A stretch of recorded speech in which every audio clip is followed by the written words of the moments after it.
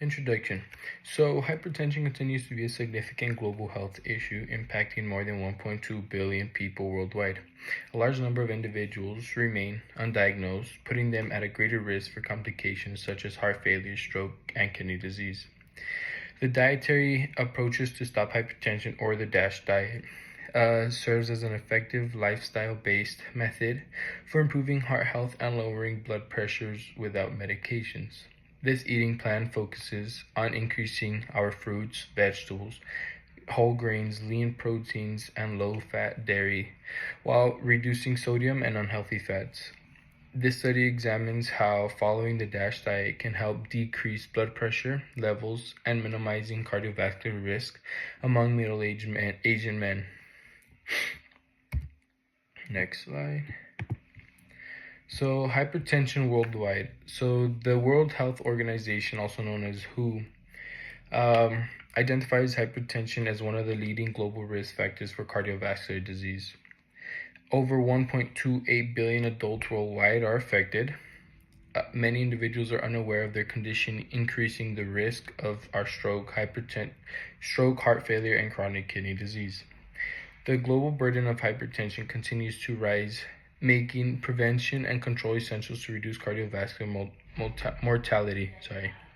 Studies estimate that approximately 31% of adults worldwide, which corresponds to over 1 billion people, will have hypertension. Nearly half of the adults have elevated blood pressure, are unaware they have this condition.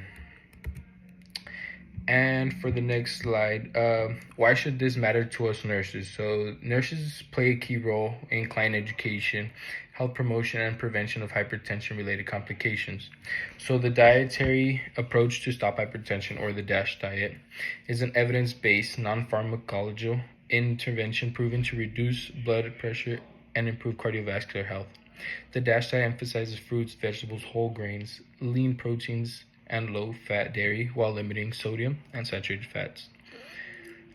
Our study is going to explore can consistent implementation of the DASH diet significantly reduce blood pressure and cardiovascular risk in middle-aged Asian males with hypertension stage 2. Hello, my name is Celeste Posada, and for the case study, an interview was conducted with a 56-year-old Asian male referred to as BP for his initials, who was diagnosed with stage 2 hypertension in 2000. His average blood pressure is 138/88 millimeters of mercury. BP's medical history includes prediabetes, high cholesterol, and sleep apnea. He monitors his blood pressure weekly and concurrently takes telmisartan 10 mg daily and rosuvastatin 5 mg daily as prescribed by his physician. Despite adhering to his medication regimen, BP reports continued difficulty maintaining consistent blood pressure control. He has limited physical activity due to a recent foot injury and experiences ongoing work-related stress that contributes to poor sleep quality and fatigue. These factors have made it more challenging for him to effectively manage his chronic health conditions. BP expressed concern that if he continues with his current lifestyle, his hypertension and other medical issues may worsen over time. However, he has shown motivation to learn new strategies to improve his overall health and blood pressure management. This discussion prompted the following question. In middle-aged Asian males with hypertension stage 2, what is the effect of a DASH-style diet compared to solely relying on antihypertensive medications for blood pressure management?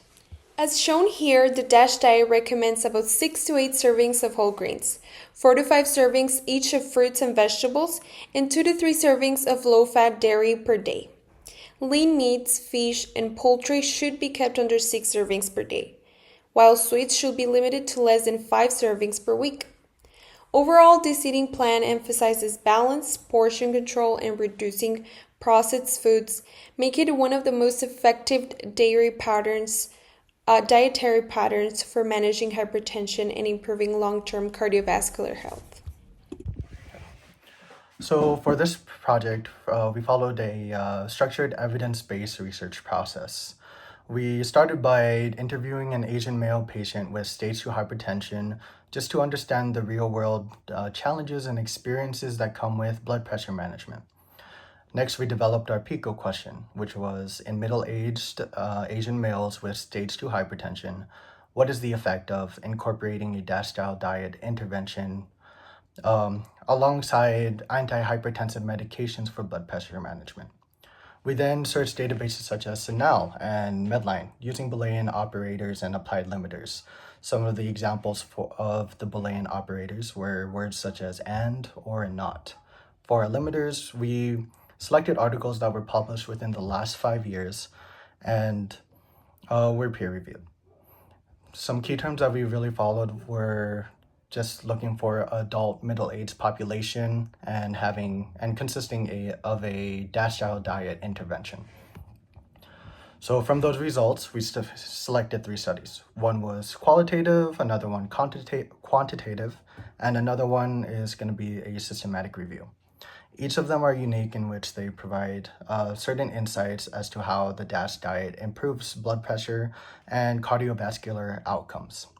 Finally, we synthesized the findings from each of those articles and connected them back to nursing practice, really emphasizing how nurses could apply this inside their practice, such as interventions like patient education, cultural tailoring, and lifestyle habit monitoring to promote better long-term hypertension control. Okay, so for our qualitative article was an article by Crusan et al. In 2023. It was titled Using Community-Based Participatory Research Methods to Inform the Development of Medically Tailored Food Kits for Hispanic and Latino Adults with Hypertension. So this study used a community-based participatory research approach to understand how Hispanic and Latin adults with hypertension experience the DASH diet and what barriers they face when trying to follow it. So the purpose of the study was to explore fruit and vegetable preferences and to identify cultural or socioeconomic barriers that prevent people from eating according to DASH guidelines. So inside this study, the researchers surveyed 50 participants from a community clinic. Then they interviewed 15 of them in depth due to certain limiters such as inability to get there, etc. And then after they interviewed their patients, they used the framework method for data analysis.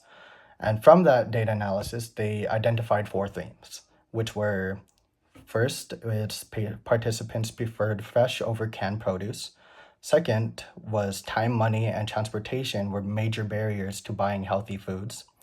Thirdly, they wanted to use produce alongside familiar staple foods, such as rice, beans, and onions, just to make meals more culturally satisfying.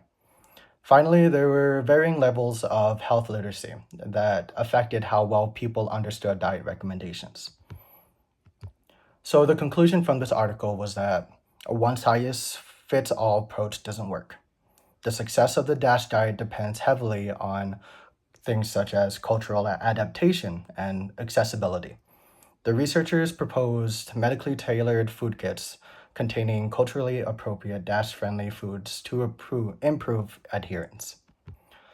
So in relation to our PICO statement, this study reinforces the importance of culturally sensitive dietary education. For our population of middle-aged Asian males with stage 2 hypertension, it suggests that incorporating familiar foods, things such as tofu, bok choy, brown rice, all of those things can make DASH-style diet eating more sustainable alongside antihypertensive medications. Moving on to our quantitative article. This one was titled The Effects of Adherence to the Mediterranean, DASH, and MIND Diets on Cardiometabolic Risk Factors in Adults. This was done by Kahir and Gezer in 2025. So the aim of this cross-sectional correlational study was to determine whether adhering to these diets improves measurable health indicators, such as blood pressure, waist circumference, or cholesterol levels. In this case, it's a very low density lipoprotein cholesterol levels.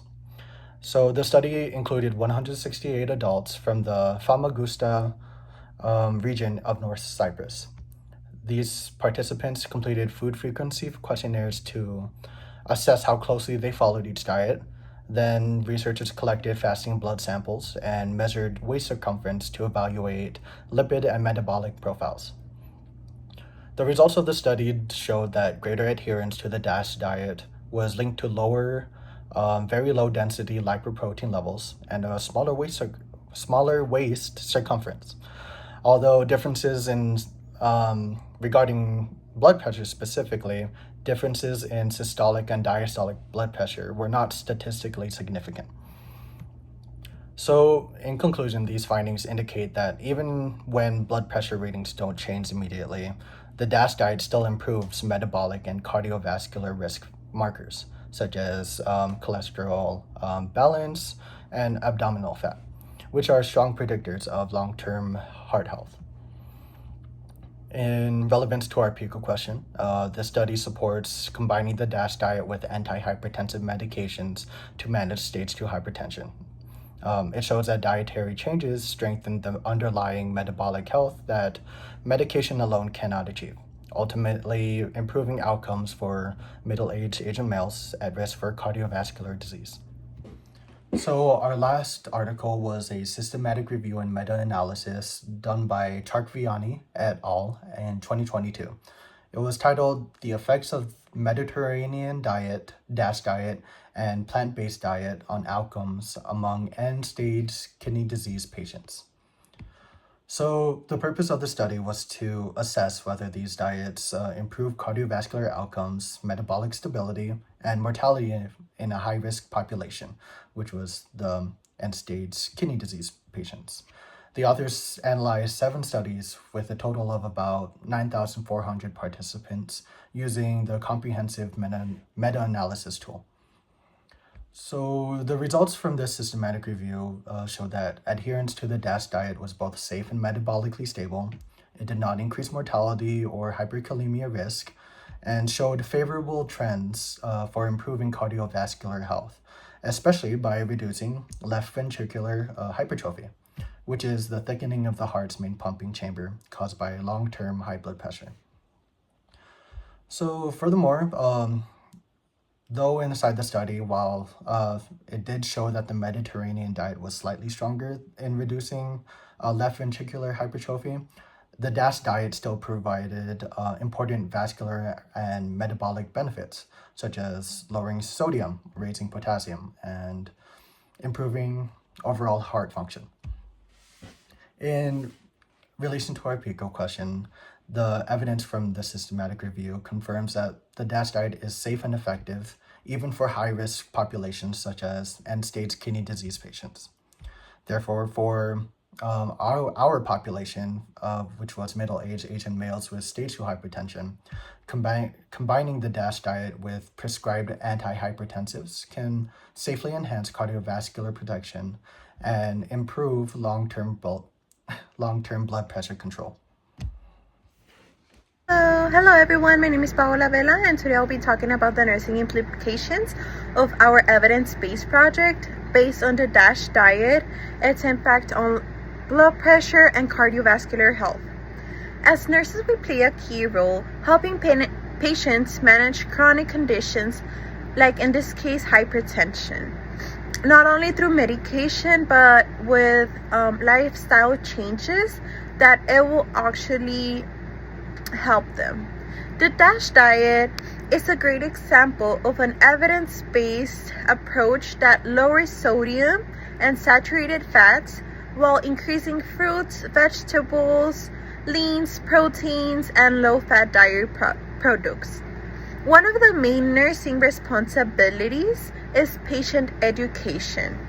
It is important that we teach patients about the DASH diet and how it can fit in our daily life. For our case study, we did an Asian male, middle-aged, and its education has to be culturally sensitive. Why? Because this means that we have to include familiar foods like tofu, bok choy, and brown rice, So for him, it's easier to follow the plan. It is more realistic, and for him to follow it easier and knows where to buy the things, right? Using simple languages, pictures, and visual examples helps the patient with better understanding and stay motivated. Another nursing responsibility is monitoring and evaluation. Nurses should regularly check the patient's body blood pressure, waist circumference, and cholesterol levels to see how the patient is responding to the treatment and to his lifestyle changes, right? We should also assess for possible interactions between dietary, potassium, and prescribed antihypertensive medications. Encouraging patients to self-monitoring their blood pressure and keep food logs helps their build awareness, accountability, and long-term commitment. As well as nurses, it will help us to see how they're doing, right? Lastly, nurses should focus on lifestyle and wellness support, like for example, in helping patients manage stress, improve their sleeping habits, helping them stay active, and teaching relaxation techniques, like promoting self-care and offering emotional support, enhancing the effectiveness of both the DASH diet and prescribed medications. In summary, the nurse's role is to provide education, monitoring, and continuous support that are culturally appropriate and patient-centered. By empowering patients to take control of their health, nurses help them to take meaningful lifestyle changes that it will improve the blood pressure, their cardiovascular health, and it will prevent complications, right? Overall, this will help enhance their quality of life. Thank you. Okay, so to conclude our presentation, I would like to summarize what our evidence-based project revealed to us about the DASH diet and its impact in blood pressure and cardiovascular health. This research consistently supports that DASH diet is an effective and a sustainable approach for maintaining blood pressure and reducing cardiovascular risks, especially among middle-aged Asian males with stage 2 hypertension. When this DASH diet is combined with antihypertensive medications, this helps promote metabolic stability and supports the vascular health, which also lowers the risk for serious complications such as heart disease, stroke, and kidney damage. However, it's important to remember that success with this diet depends on cultural adaptation and accessibility, since people are more likely to follow a diet plan when it includes foods that are familiar for them or that fit their lifestyles, their preferences, and their traditions. For example, in the population we make our research in, incorporating cultural familiar foods like tofu, bok choy, and brown rice within the DASH framework can increase both satisfaction and long-term adherence for the patients. Nurses play a vital role in supporting these patients by providing education, by motivating the patients, and staying consistent with their follow-ups. Through culturally sensitive teaching and regularly monitoring, nurses can help patients understand how to balance their diet, manage their stress, and stay committed to lifestyle changes that complement their medication plan. Ultimately, combining medical treatment with a culturally tailored DASH diet offers a holistic, evidence-based approach to hypertension management, and it also empowers the patients to take charge of their health while reducing the overall burden of the cardiovascular disease. And by translating this research into a daily habit, nurses not only improve patients' outcomes, but it also contributes to a healthier community and a stronger global effort to prevent heart-related illnesses. Thank you.